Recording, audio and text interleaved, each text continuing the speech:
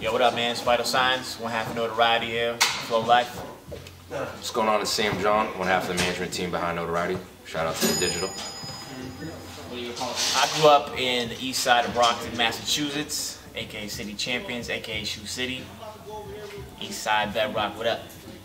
Grew up in Brockton as well. I grew up on the west side, and then I met up with Cambridge Street on the east side in '06, and it's been history ever since. Me and Chuck, we met on the playground. Not to sound cliche, but that's literally how it happened. Third grade, you know what I'm saying? We were just kicking it. But I think we was probably playing kickball, as a matter of fact. And it was like a day after school. We was kicking it in September, and like he just walks down the street, and I'm like, "Yo, you're the cat from school?" And he's like, "Yeah, I live up the street," and I happen to live down the street, and it really just happened like that. I met the rest of the team in '06. Shout out to Brandon. We met in high school, my senior year in high school, and that's how I met Vital and I met Chuck, and then it just kind of stemmed from there. And then in '09, that's when I met Whitlock. We just kind of got the ball rolling in terms of the management thing, and just been doing it for the last 4 years. We picked up with, we met Matt in high school as well. Chuck knew him for a little bit longer than that, but I officially met him freshman year in high school. I think the idea originally started with Chuck and Johnny Glass, aka Glass House Productions. Shout out to Johnny Glass. But they basically, Johnny had the beats, Chuck had some rhymes, and when I heard about it, I was like, how come y'all never told me? You know, and it was just like, oh, you know, we just fucking around, just doing our thing. So, you know, I kind of investigated, and I found that Johnny had some shit that they could work with, and I'm like, yo, Chuck, just write what you got in your head on a piece of paper, and you know, we might have something here. So at first, obviously, nobody believed me, so I hit my room, I wrote a little something to some random ass beat. I came at Johnny and Chuck, I'm like, listen, y'all want to do this? Let's do this. Like, you know what I'm saying? Like, start writing your shit on paper, let's get right. And that's how it kind of formed up. When we first started, it was a three-man rap group. It was me, Chuck, and my dude Brandon, aka that dude. Shout out to Gina, shout out to Ethan. I can't go on with this interview without saying that. But it was us three, and we had Johnny Glass in the group. He was basically our in-house producer, and then we had Sam and Whitlock. They were kind of like, you know, two digital physicals, and it started like that. And you know, time progressed. People found their own lanes. You know, life happens. You know, shit happens, but. I mean, we're all still friends. Like, if you put us all in a room, it's all good. We don't burn any bridges. Yeah. Even on the management end, me and Whitlock we didn't have a friendship early on. We were kind of thrown into this pot in terms of being business associates initially, and our friendship kind of grew from there. So initially, not that there was any friction, but we were just kind of getting to know each other and learning each other's personalities. But now we're good friends and business partners at the same time. So, you know, it just took some time, but I mean, we're in a real good spot now, 4 years later, you know what I mean? Working with Chuck is, don't take this the wrong way, but it's real easy. Only because, you know, I've known him for so long, and like, I don't know his train of thought, but when he gives me an idea, I know anyone outside the group or outside the mix will look at us while we're making songs and be like, what the fuck are y'all talking about? Because, you know, sometimes when he makes some hooks and melodies, you know, he's not over there humming some dope shit and just, oh, it just comes alive.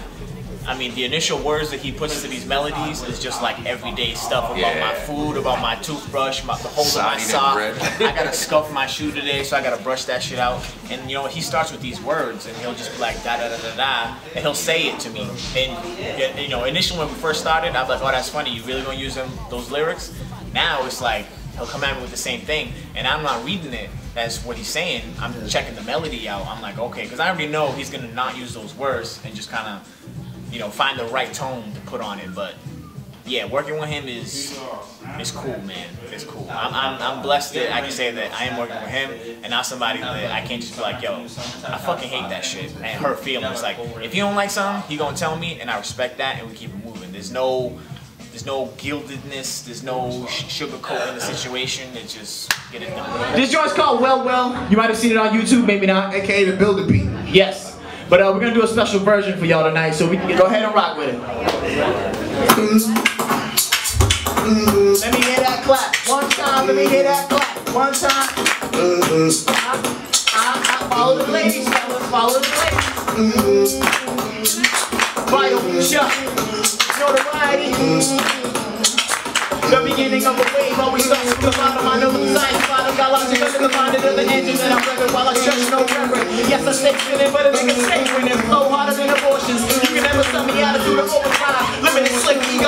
it gets deep, betcha I can find evil. Sometimes it's love before, sometimes the after, sometimes the pain, sometimes the laughter. All I know, my plans die no like a raptor. That means real big, but not like Notorious. This is Notoriety. You ain't ever heard of us? Motherfucking murderers. Metaphor like 1, 2, 3, you heard the sound. We blitz like third down, nigga. Yeah, yeah, yeah, yeah, yeah, I just need a vibe to tell the truth is going well, well, well, well.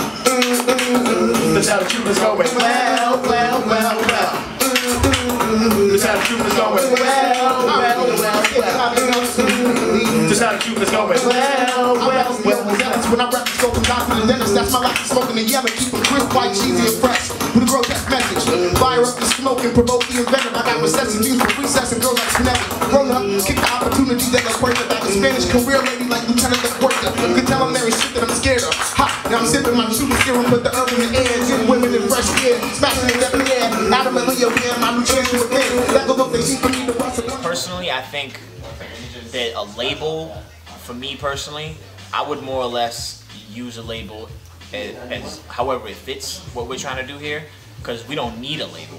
You know, that's first and foremost. Like, you know, the ultimate goal, I guess, would be to be so hot that we could drop something and have a label do distribution. Because, like I said, I'm not trying to have somebody fuck with me and tell me like, oh, you can't rap about this on this song because we want this to be a single, and go ahead and re-record this, and oh, here's some funds to do this, and only, nah, fuck that. Like, I'll stay independent, because I mean, how many rappers have come out in the past 2 years have ridden that independent boat onto a label that isn't so controlling, you know what I'm saying? And that would be cool, you know, being on a label that will allow you to do what you do. Yeah, being on a label, I mean, you could have a budget of 100,000. You may want to pick certain producers, but if the label head says that that's not the direction you want to go in, or they're not willing to fund that, you know, there's a lot of, as being on a label, 90% of your project is spent on negotiations, you know, and then you get into the studio after you get your budget. But as an independent artist, you know, you have to worry about your set times. You got to bring your own music to the show. You got to be dressed for interviews. You got to network. I mean, it's a 24/7 type thing. It's not just about getting up on stage and performing. There's a lot of stuff you got to do in the back end, and it's not just about good music. You know, there's a lot that goes into it. So. I mean, you got to have people around you. Shout out to the independent artists that are doing it by themselves, like Natural and Catch Wreck. First one we got is Toast. Well, it's The Toast, The Jam, and then Road Trippin', Kool-Aid Sippin', Chicken Beef Patties and Herb. Can't forget Parda with Static Selector though. Parda, Static Selector. Parda was definitely, that was our first step. Shout out to Static for giving us an opportunity. True.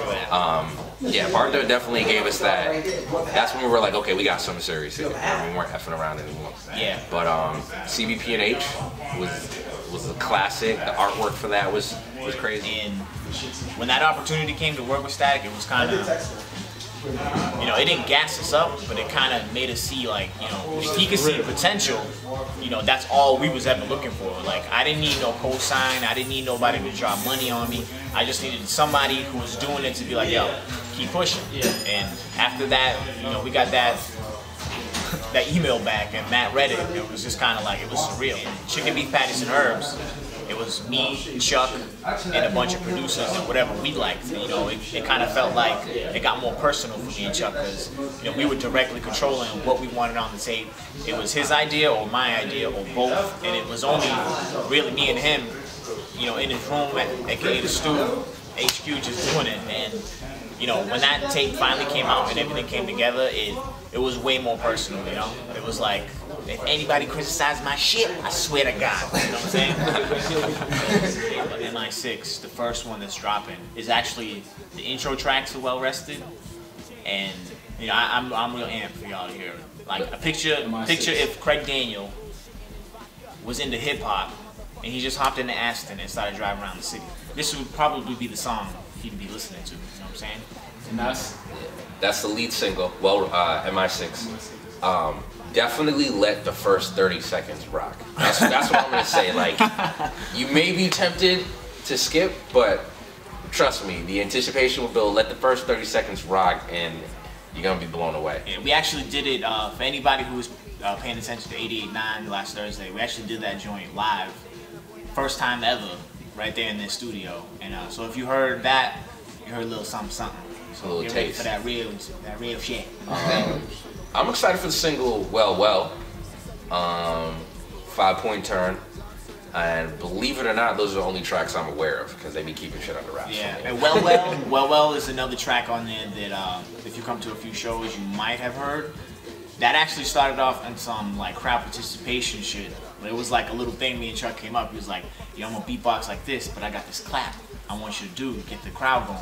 You know, part of the clap was what he would beatbox, but you know what I'm saying, he can't do it all on stage and while I'm rapping, so we did that, and we did versions of it where the crowd would take over the clapping scenes, and I would do the bass, and then Chuck would kick the rhyme, and then he would go back to the beatbox, and I would kick the rhyme, and we was just like, yo, why don't we just record it? Like, let's just fucking do it. Like, who records the beatbox and just goes over it like that nowadays? Oh, so it's actually like a beatbox live type thing that you recorded. Did I say too much? Nah. To tell you the truth, it's going well.